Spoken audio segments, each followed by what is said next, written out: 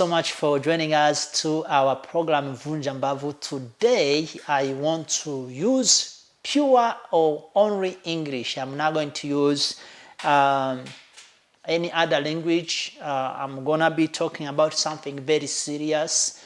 So that's the reason why I'm gonna be using English, and I hope you are gonna be with me for the whole time while I'm doing this program. So today I want to go over something that a lot of people talk about, and I don't know if you have here, I definitely believe that you have here this word Pan-Africa. The word Pan-Africa, I don't know where you hear that, but definitely I believe if you are living on motherland Africa, there is definitely a time in your life you have here the word Pan-Africa. So today we are gonna go through what is Pan-Africa, the root of the word Pan-Africa, what it's supposed to do and what it did not do, and what is not Pan-Africa. So this is our discussion today. We're gonna be talking about today with you, my fellow listeners. So I do appreciate for you to take your time and joining us. We're gonna go through Pan-Africa today. I hope you're gonna know something that you possibly did not know before that. My name is Imani Yohani Paulo. I'm the producer of this program. I'm the one who hosting this program, and the program you are watching is called Vunja Mbavu in Kiswahili language. Thank you. So, what is Pan-Africa, and where did the word Pan-Africa came from? And who is relating to Pan-Africa or Pan-Africanism, and what is supposed to do for the people that it's claimed to be part of, and what it did not do or what it has done for its own people. This is the things that we're gonna go over today. Now, Pan-Africa. Pan-Africa is actually Pan is not a good word. Yes. So Pan is actually driven from Greek mythology or Greek god, which is god Pan. He was a god of, he was a ghost god, or a god looked like a human and ghost together. He was said to be a god of everything. So he was a god of warrior, he was a god of love, he was a god of everything. So that is the god, God with small g, of Greek people. So the word Pan is Greek word. It comes from the background of Greek. And then you add Africa on it. So the whole concept here is that those who named it Pan-Africa, they were saying that is every African movement. That's what it's supposed to mean in another way. That was the whole intention there. As I said, the Pan is a god of everything or everyone. In Greek mythology, that's how they believed. We are not Greek, and definitely we don't claim to have anything to do with Greeks. But as you already know, our people often try to imitate Greek culture and so on. I think you know the Divine Nine, the sororities and the fraternities, which has also, they call themselves Pan-Hellenic organization. But I'm not going to go there for today, so I'm going to leave that alone. But I just want to make sure that you understand the roots of the word Pan-Africa is from Greek mythology. Now, so what is Pan-Africa then? Pan-Africa is, according to what I have here, Pan-Africa is a worldwide movement that aims to encourage and strengthen boundaries of solidarity between all indigenous people of diaspora and Africa, African ancestors, based on a common goal dating back to the Atlantic slave trade. The movement extends beyond continental Africans with a substantial support base among the African diaspora in the American and Europe. Pan-Africa can be said to have origin in the struggle of African people against slavery and colonization, and this struggle may be traced back to the first resistance of slave ship rebellion and suicide through the constant plantation and the colonial uprising of the black and the Back to Africa. The movement of Back to Africa movement of 19th century, based on the belief unity is vital to economy, social, and political progress in aim unify and uplift people of African ancestors. So there is unity here. There is uplifting people of African ancestors. So I want you to understand this. Pan-Africa is only for people of African ancestors. It was not designed, let me put it this way, it was not designed for people who are not African ancestors. And when you say African ancestors, is openly and clearly that we are talking about black people. That's it. There is no other people of ancestor of Africa who were under colonization and under slavery that we'll be talking about here. So the slavery and the colonization of Africa is the key to establish Pan-Africa, especially if you look at the history of people like Marcus Garvey, people like Martin Luther King, people like Malcolm X, William Sylvester William, Henry Sylvester William, and so on. These people, they according to the speech of Marcus Garvey Jr., which is the son of Marcus Garvey, he said that his father, Dr. Marcus Garvey, or Marcus Messiah Garvey, established Pan-Africa to create the sense of belonging. So it was the idea that black people outside of Africa did not have a sense of belonging. They did not know where they belonged to, because obviously they found themselves in the American continent after slavery, and they don't know where they belong to. They lost everything. So the Pan-Africa was like trying to reconnect them back to the roots where they came from, or their ancestors came from. Pan-Africa is believed that African people, both in the continent and in diaspora, share not merely a common history, but also a common destiny. Pan-Africa intellectually, culture, and political movement tend to view all African and descendants of African as belonging to a single race, or otherwise sharing culture unity. So Pan-Africanism, or Pan-African people, believe that we share one single race, and we also share destiny. That means black people general or globally, we share one single destiny. We are one people. We are one in the eyes of everyone, except maybe sometimes we ourselves don't see to be one.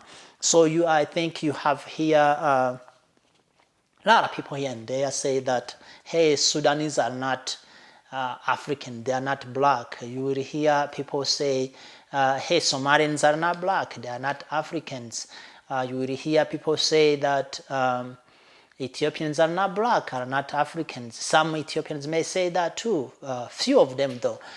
Or you will hear many things. You will even hear some Dominicans say that they are not black, they are Latino. Some people, they will even claim to be American Indians. So as you already know, if you are in a position like where Africa is today, is the last continent in terms of richness and development and all of that.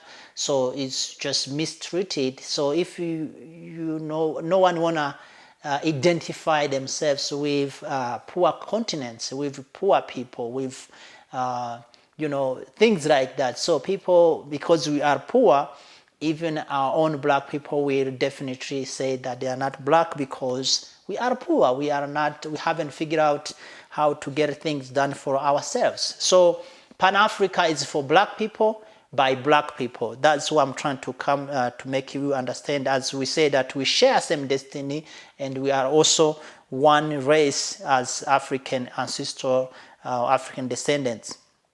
Citation in the Pan-African post and sense of shared historically fate of African in America. the West Indies, and on the continent itself is centered on the Atlantic trade in African slavery and European imperialism. So when we talk about Pan-Africanism, there is things that we talk about is centered on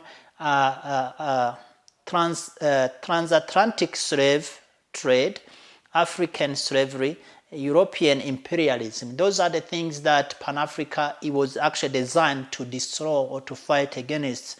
The philosophy of Pan-Africa then. Pan-Africa presents the aggregation of historical culture, spiritual, artists, scientific and philosophy legacy of Africanism from past time to the present. Pan-Africa as a ethical system trace its origin from ancient time, and it promotes values that are the products of African civilization and struggle against slavery, racism, colonization, and neo-colonization.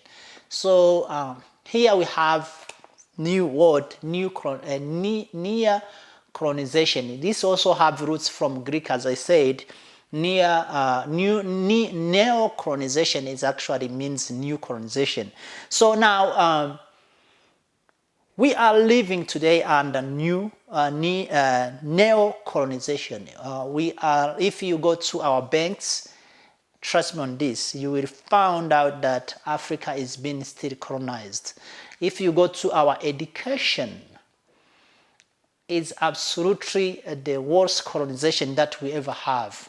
I wonder why we have so many educated leaders in Africa. I think Africa is the first continent with educated leaders, but Africa is now moving forward. So why would we have all these PhDs and doctors in office? Almost like if you go in Nigeria, for instance, almost every minister, they have PhDs, almost every one of them. The presidents, and everyone is just ministers, prime ministers, presidents, all of them, they have education. But because we are on colonization educationally, the education our leaders acquire, or even our people in general, does not respond or does not answer the questions on ground. The problems on ground in Africa is not being resolved by educated leaders. In fact, most of people who are not educated are the ones who did very good. If you look, who are even doing very good, I don't know if there's any who's doing very good for Africa, but most people who are not educated are at least the ones who are doing very good for their own people. People who are educated is just going worse and worse. So anyways, colonization also is on the new colonization is going on in between countries and countries. As you know, imperialism is the one who drew the line between our people, and then now we are supporting the line drawn by white people sitting in Europe and even in Africa, and call that our sovereignty, our borders that were imposed on us, dividing our people, our culture, our ethnic, our history, our struggle as people. You know, like there is ethnics that are in 2 different countries or 3 different countries. I know definitely, as you as an African, you know I'm talking about, because it's absolutely insanity. And those line does not respect our historically being or our historically identity, and then they are just in there, and we protect those, we defend them, and we identify ourselves with those lines, which I absolutely don't think anyone who is a Pan-Africanist or even freedom fighter, forget about even Pan-Africanist, anyone who have common sense will not do that. I think you know that sometimes, I think it was between Mozambique and Malawi, if I'm not mistaken, there is not even a road. Forget about, there is no road, there is no water between those 2 countries, and then you step on just purely like that, and you say, now I'm in Mozambique, now I'm in Malawi, you know. And it keeps us separated as well. So am I saying that Africa was united before imperialism and decolonization? Absolutely not. We never have unity in Africa. In fact, we are well known to fight each other as ethnics from long time. But those days are over. We must get rid of that, because the idea of that you can conquer your other next door ethnic is finished. Now technology is too big. Not only that, our adversary, which is most of the time non-African people, they are too big. They have much power. That's why they sit in Berlin in 1845 to divide us. So if we don't unite, as Pierre Lumumba said, next 25 years, Africa will be recolonized. And I can see that it may not even take 25 years.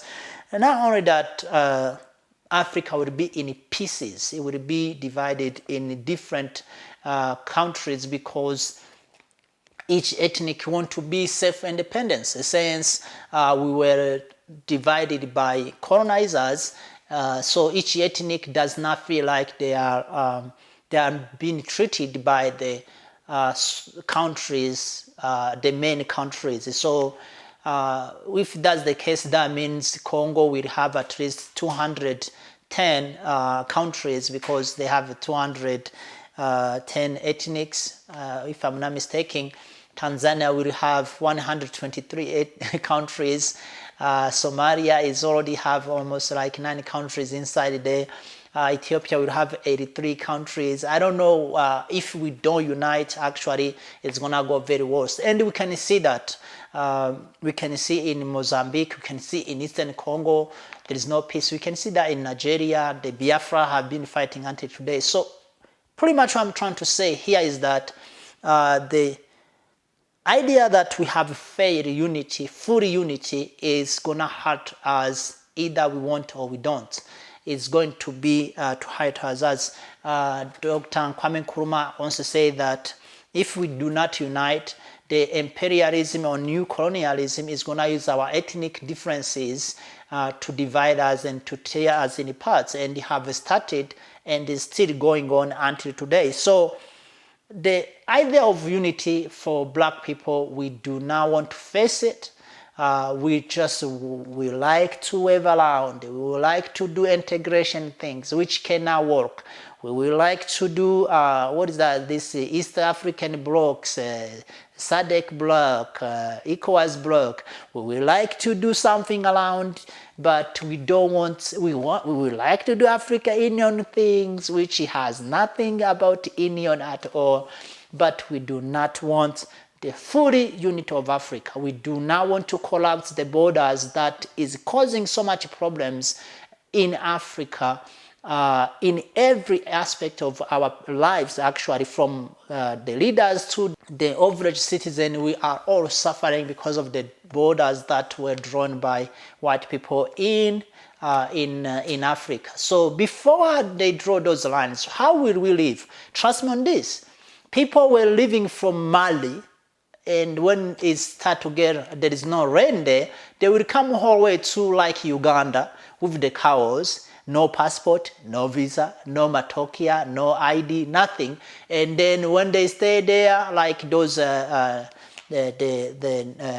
Nilotic people, like the South Sudanese people, when they stay there, once the rain is raining in the country or the kingdom, they will go back there. That's how we travel. That's how you see African people. We are mixed, and you can figure out who is who, because we were able to move. That time, we were able to move. We were not united, but we were able to move around. So today, we cannot do that.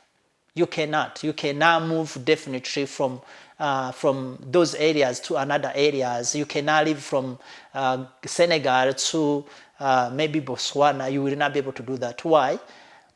Even though that time there was no technology to transport us, today we have a lot of technology, but you cannot, because you're gonna need to have this and that. You're gonna need to face visa, passport, ID. You go. There is so many places they're gonna stop you, and it's because of colonization. It's new colonization going on. That's why we cannot go around. You cannot even have some of the food that define our culture, because obviously food is part of our culture.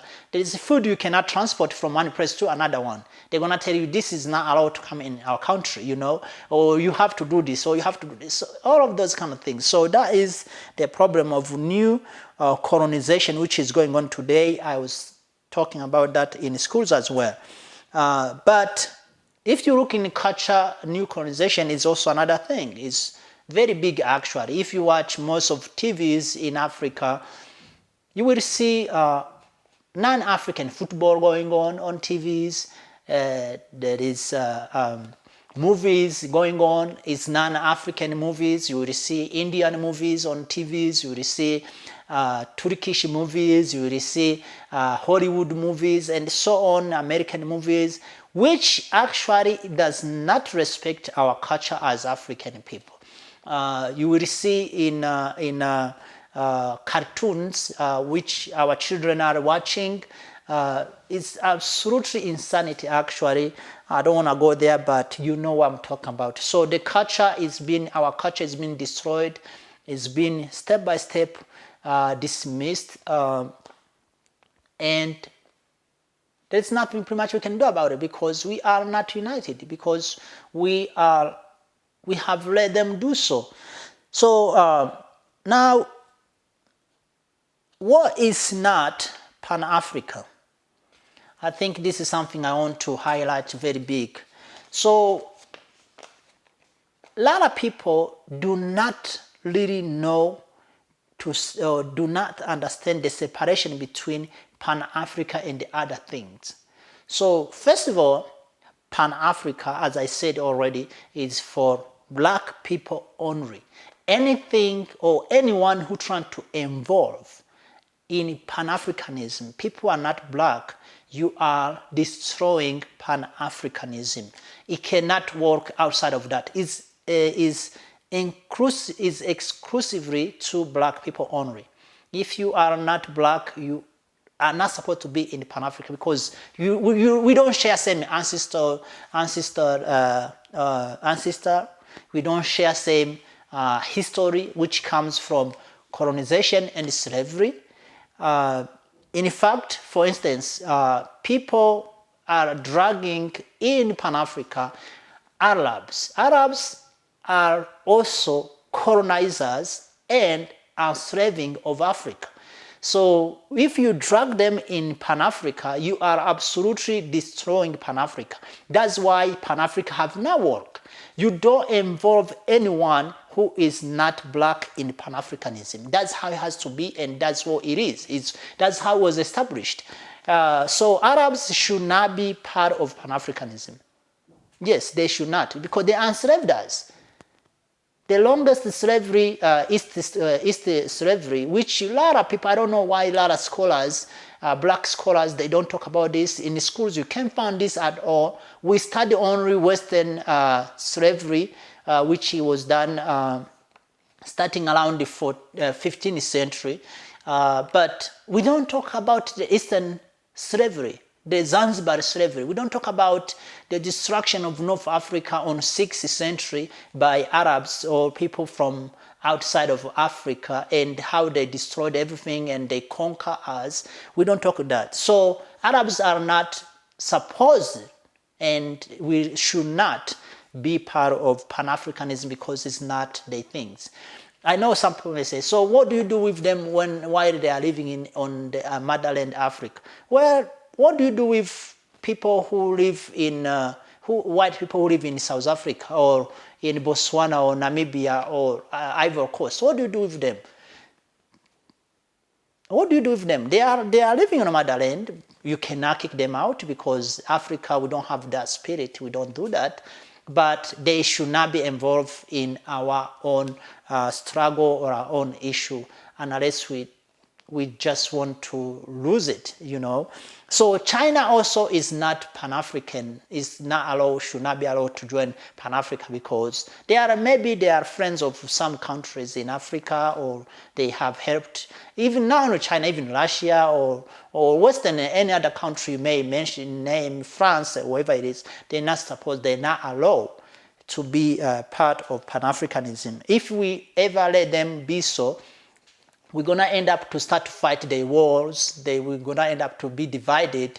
That's how we lose it. But also Pan-Africa, religions are not allowed in Pan-Africanism. What that means is that people who come in Pan-Africanism, they're not supposed to promote or to push their religions. It does not mean we need to call Pan-Africanism non-religion institution in terms of everyone have to drop their religion and then become Pan-Africanist. No, we say that you put aside for your religion in order to push Pan-Africanism. It does not mean you abandon. It does not mean, it means that you practice your religion on your own.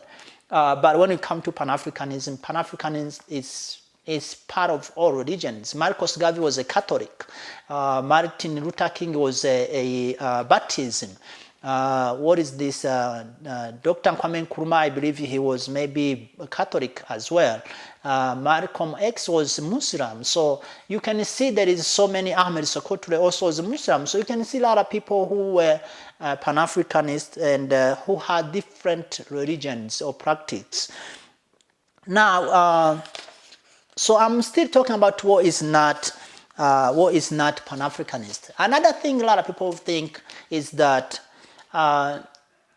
African Union is a Pan-Africanist. It's not. Pan-Africa African Union is an institution that was established to keep the borders of colonizers in the middle of Africa. So according to the Constitution, Article number 4, the Constitution of African Union, if you ever read it. So it says that the borders or the sovereignty of the countries has to be respected as it was left by the colonizers. So if you talk about that, is automatically disqualify African Union to be a Pan-African organization, because the unity is the key to Pan-Africanism.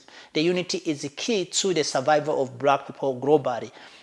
So not only that, African Union have rejected the request of Haiti to join and be a member of African Union, while it's receiving other countries. I don't really know why, but anyways, so also Pan-Africa, it was not designed to end colonization and just keep Africa divided. I think a lot of people will tell you, hey, you know what?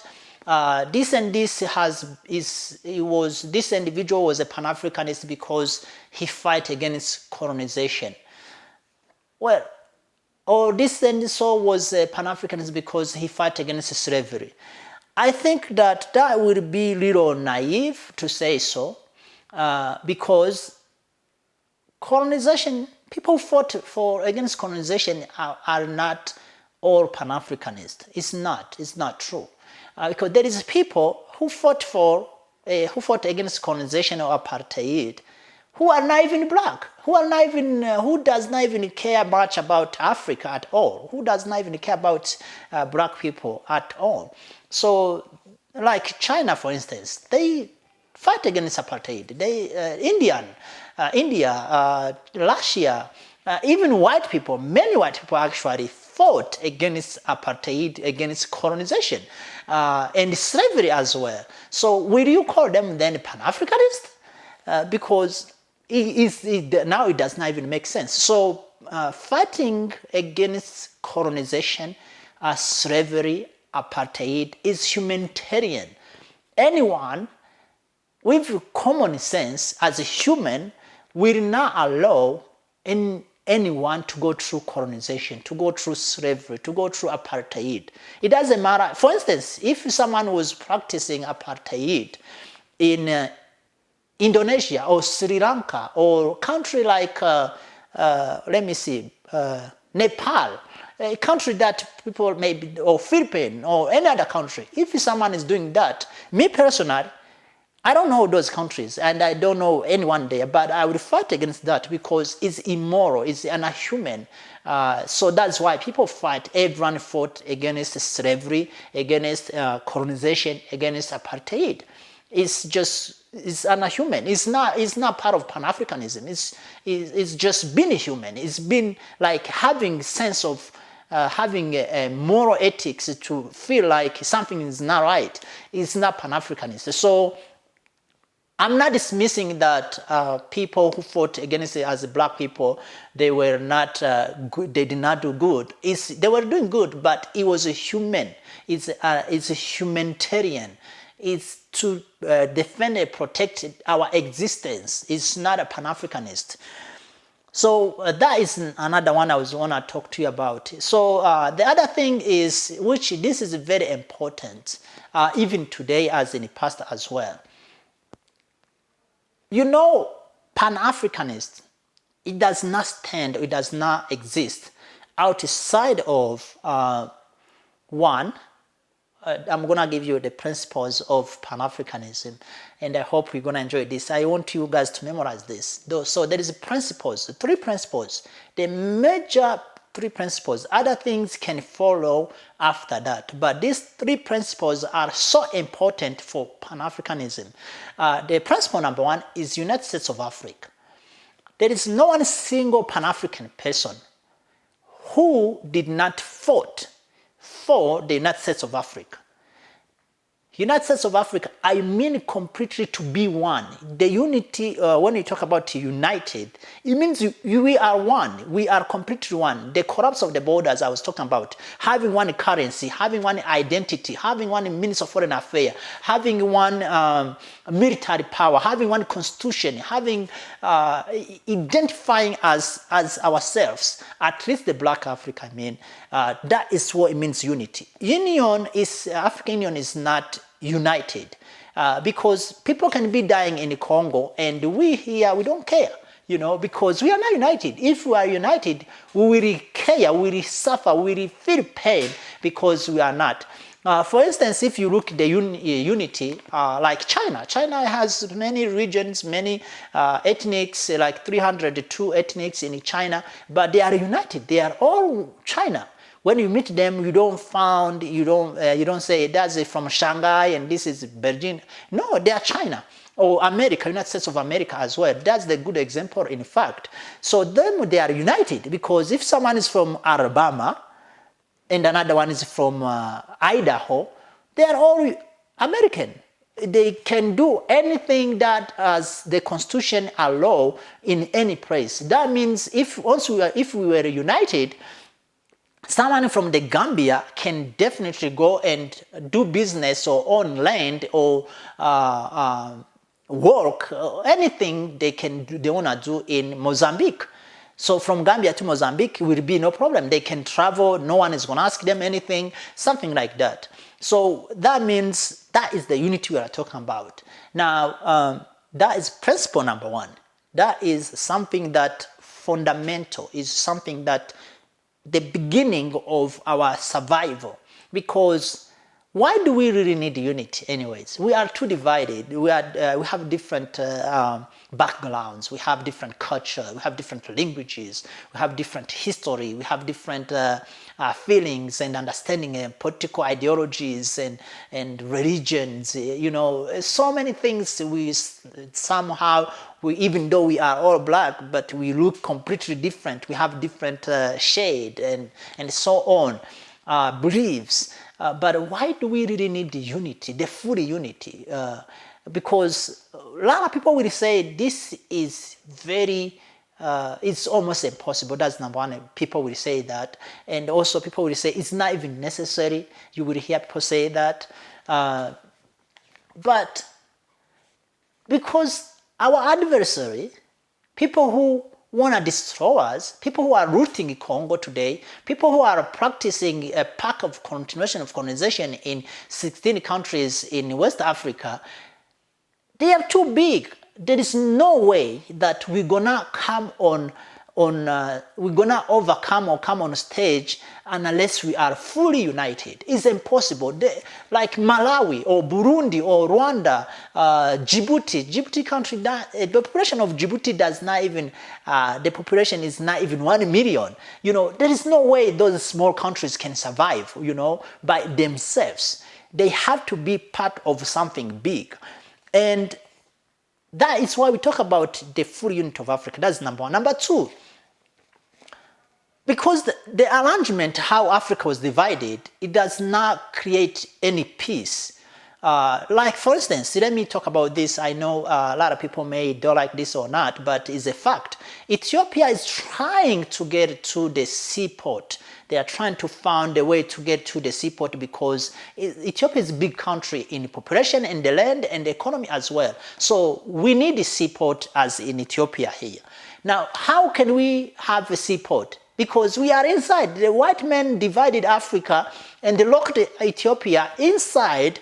There is no access to seaport pretty much, So it makes difficult for our economic development itself because we are not united. If we were united, Ethiopia will go to, let me give you an example. Which states I think it's Mississippi, for instance, in America.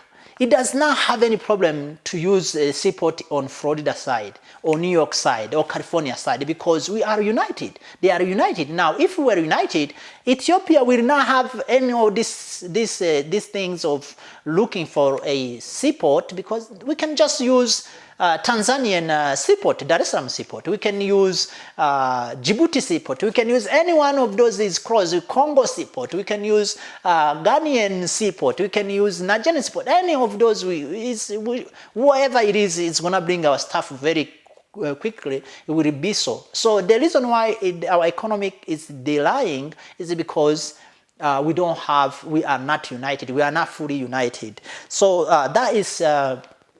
that is the reason why we talk about the full unity of Africa. There is a lot of reasons why. I hope you understand. The other principle number 2 is Africa for Africans at home and abroad. When I say Africans, I already say that I mean black people. So the ownership of Africa as the culture, the land, the traditional, the repetitions, the accomplishment, the failure, is equally supposed or must be equally shared from those Africans who are abroad and those who are here at home. People abroad should have access to Africa as we do, we who are on motherland. It's very important because they are the ones who established Pan-Africanism. They are the ones who actually have suffered most for Pan-Africanism. So the owner of Africa have to be looked into that. Nowadays, they don't have any access to Africa. Absolutely not. Even African Union. So the other one is, which is the last one principle, which is very important for Africans, especially abroad and on Africa, as I was saying, race first. Race first means that your race comes before anything. It comes before your job, it comes before your religion, it comes before your ethnic, it comes before so-called countries. So those are the principles of 3 principles Pan-Africa, which I hope you guys will understand that. Now, outside of that, any other things can follow. They're like economic emancipation, political freedom, infrastructure, educationally, science, technology. All of those things can follow, but those 3 things comes first. Now, what is not Pan-Africanism? For instance, if someone is a Ghanaian nationalist, this individual does not want the unity of Africa. He or she wants only Ghana to be the strongest country in Africa, and that's it. That is not Pan-Africanism. That is not. Absolutely not. That is called the Ghanaian nationalist. It's nationalist. It's not Pan-Africanist. You cannot compare those 2 things together, like someone who wants fully unity of Africa and someone who wants the sovereignty and the powerful, his country or her country be the dominance of other countries, which we've been swimming in that for a long time, actually. So, for instance, people ask me, what do you think about Mugabe, Robert Mugabe? Robert Mugabe, I love him, by the way, and I appreciate him. However, or nevertheless, is that Mugabe was a Zimbabwean nationalist. He fought for Zimbabwe. Okay, sometimes you will hear him talking about Africa, but trust me on this, you cannot find one single place where Mugabe wants to unite Zimbabwe with any other country. Now with Malawi, now with Zambia, now with Mozambique, nothing. He don't want that. He just wants Zimbabwe. He wants to rule Zimbabwe, and he wants Zimbabwe to be the best country.